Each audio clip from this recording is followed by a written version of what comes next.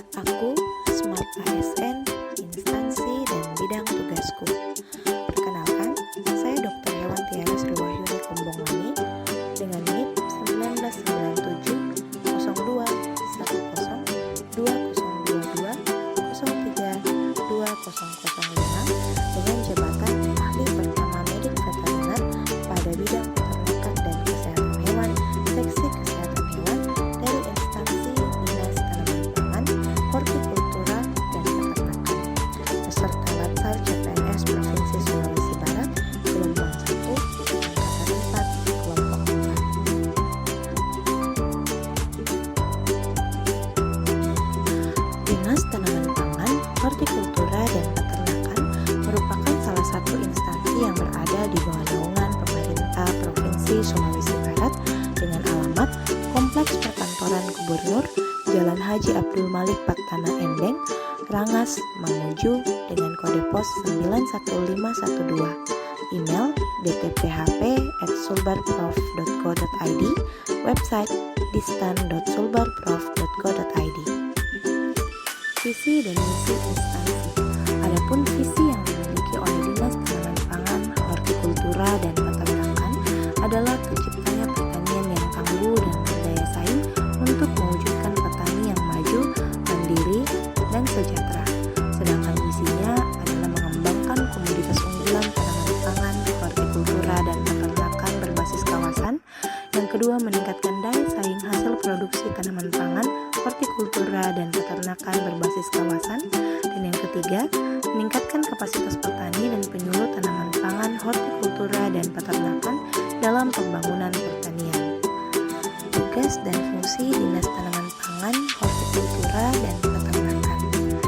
Yang termasuk dalam tugas dari Dinas Tanaman Pangan, Hortikultura dan Peternakan adalah membantu gubernur melakukan urusan pemerintahan di bidang pertanian, meliputi tanaman pangan, hortikultura, peternakan, dan kesehatan hewan, prasarana dan sarana pertanian, dan penyuluhan yang menjadi kewenangan daerah.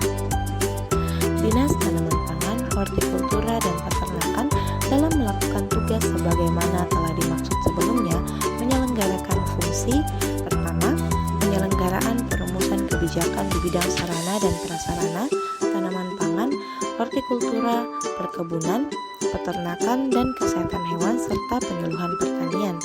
Yang kedua, penyelenggaraan penyusunan program penyuluhan pertanian. Yang ketiga, penyelenggaraan penataan prasarana pertanian. Yang keempat, penyelenggaraan pengawasan mutu dan peredaran benih tanaman, benih bibit ternak dan hijauan pakan ternak. Yang kelima, penyelenggaraan pengawasan sarana pertanian. Yang keenam, penyelenggaraan pembinaan produksi di bidang tanaman pangan, hortikultura dan peternakan. Yang ketujuh, penyelenggaraan pengendalian dan penanggulangan hama penyakit tanaman pangan, hortikultura dan penyakit hewan. Yang kedelapan, penyelenggaraan pembinaan pengolahan dan pemasaran hasil pertanian. Yang kesembilan, penyelenggaraan penyuluhan pertanian. Yang ke-10, penyelenggaraan pemberian izin usaha atau rekomendasi teknis pertanian bidang tanaman pangan, hortikultura dan peternakan. Yang ke-11, penyelenggaraan pemantauan dan evaluasi di bidang tanaman pangan, hortikultura dan peternakan. Yang berikutnya, penyelenggaraan pelaksanaan administrasi Dinas Tanaman Pangan, Hortikultura dan Peternakan, serta yang terakhir adalah melaksanakan tugas lainnya yang diberikan oleh pimpinan. Dinas Tanaman Pangan, Hortikultura dan Peternakan terdiri atas Sekretariat, Bidang Penyuluhan Prasarana dan Sarana Pertanian, Bidang Tanaman Pangan, Bidang Hortikultura, Bidang Peternakan dan Kesehatan Hewan. Dengan unit pelaksana teknis daerah atau UPTD yang dimilikinya adalah yang pertama, Balai Pengawasan dan Sertifikasi Benih Tanaman Pangan dan Hortikultura. Yang kedua, Balai Proteksi Tanaman Pangan dan Hortikultura. Yang ketiga, Balai Perbibitan, Hijauan Makanan Ternak dan Inseminasi Buatan. Yang keempat, Balai Benih Tanaman Pangan dan Hortikultura. Dan yang terakhir, Laboratorium Diagnostik Keswan dan Kesmafet. Bidang peternakan dan kesehatan hewan sebagaimana dimaksud dalam pasal 332 huruf D mempunyai tugas melakukan penyusunan, pelaksanaan kebijakan, dan pemberian bimbingan teknis, serta pemantauan dan evaluasi di bidang peternakan dan kesehatan hewan. Bidang peternakan dan kesehatan hewan sendiri terdiri atas 3 seksi, yakni seksi perbibitan dan produksi, seksi kesehatan hewan, dan seksi kesmavet pengolahan dan pemasaran. Seksi kesehatan hewan mempunyai tugas diantaranya menyiapkan bahan rencana dan anggaran seksi kesehatan hewan. Yang kedua, menyiapkan bahan penyusunan kebijakan di bidang kesehatan hewan.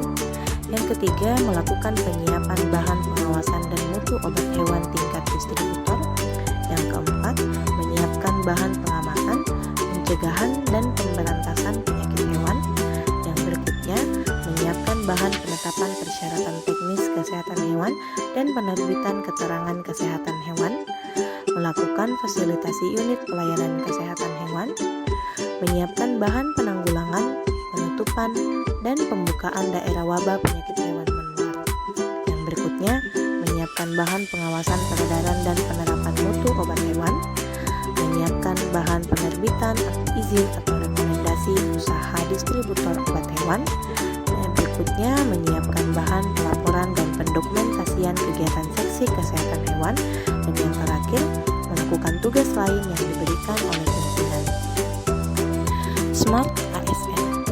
Untuk mewujudkan pemerintah berkelas dunia atau World Class Government, maka pemerintah memacu peningkatan kualitas aparatur sipil negara untuk membentuk generasi Smart ASN.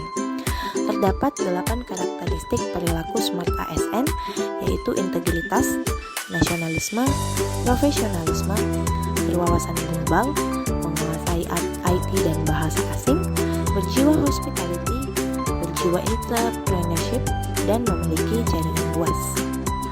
Penerapan Smart ASN yang saya lakukan sesuai dengan bidang tugas saya, yaitu penggunaan aplikasi Isiknas.